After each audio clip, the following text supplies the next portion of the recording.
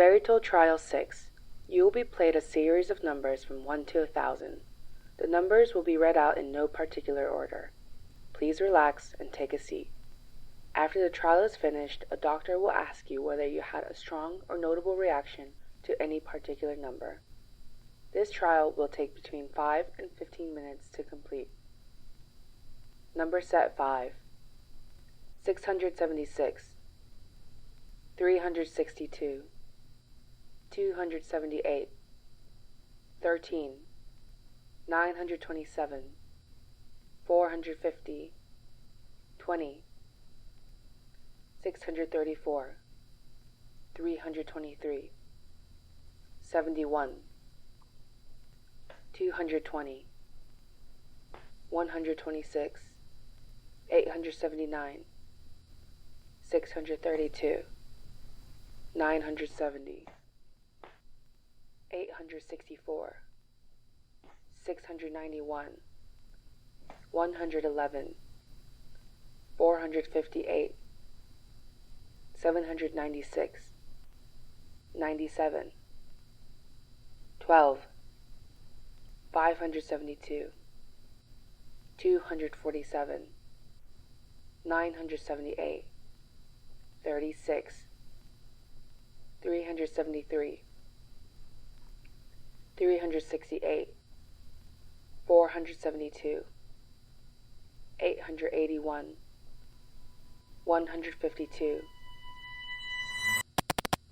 378, 437, 393, 602, 125, 236, 949, 328, 116, 709, 426, 200, 639, 300, 381, 156, 717, 337, 772.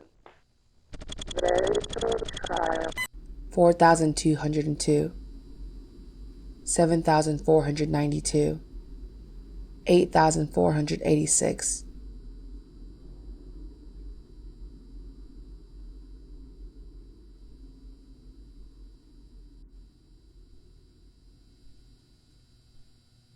Are we alone?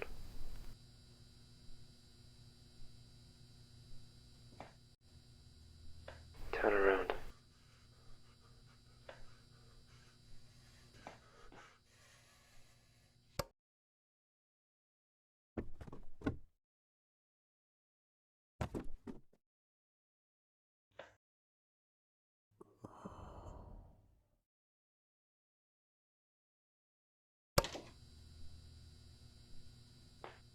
Let's go.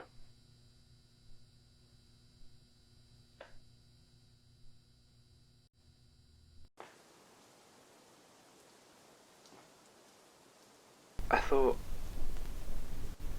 thought that I'd bring you here. We used to read here every evening, me and him. I swear it all changed. When we were here, we were happy. He didn't have a lot of money, but I had my job. It meant that for our anniversary or for my birthday, he'd make something, He wrote. He was a poet. He was okay. In one of his cards, maybe it was my birthday, he wrote something nice. In truth, I didn't care for a lot of what he wrote, but this stuck with me. It was one line mainly. I think it went, "Given your heart and mine, who could tell the difference?"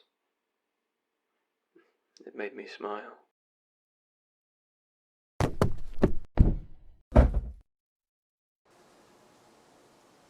I don't know, it all started to change. I thought maybe if I brought you here, you'd understand. No one who I talk to understands. One night, I remember I still felt it between us when it was still fresh. He came home and he was so drunk. He was out with his friends from university. They all liked to drink, and I didn't like the whole going out thing. We were different like that. I remember he came in crying, but in a way where he was jerking up and down, breathing in this way I'd never even seen before. What do you do when the person you love is destroyed? I didn't know what to do with him. I hadn't seen him like this. Something happened stupid.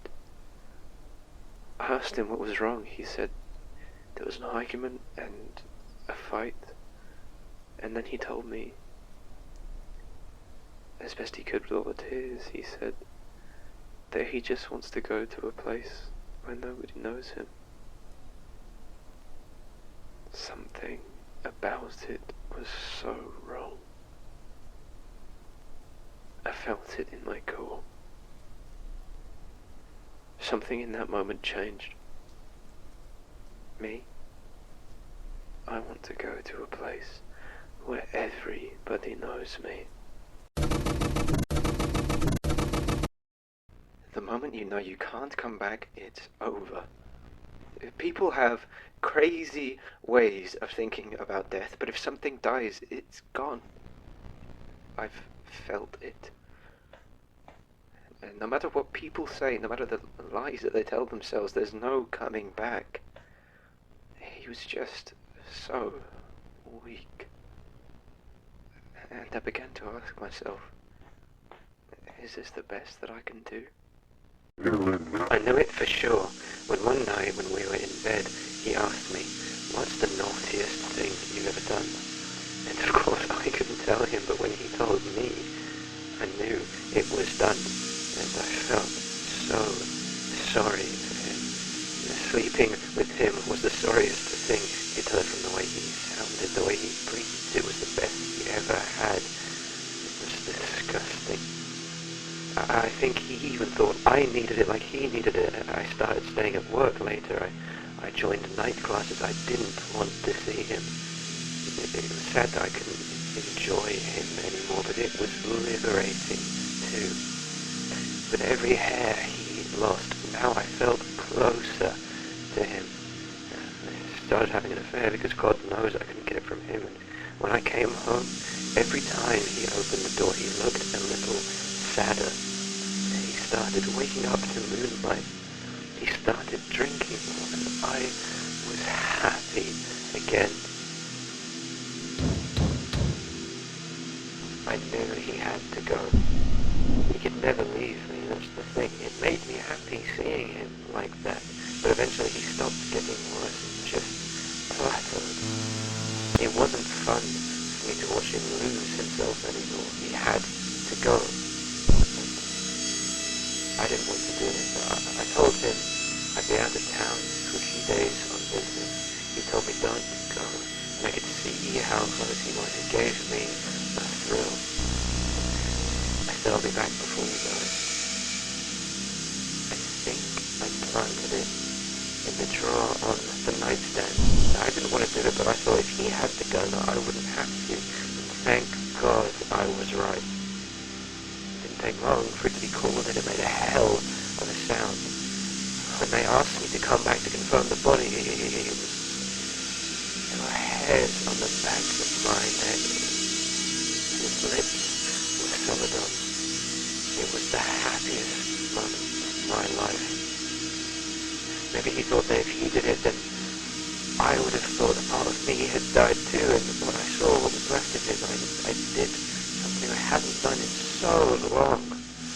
I smiled. Poor thing. All he wanted to do was make me happy. He finally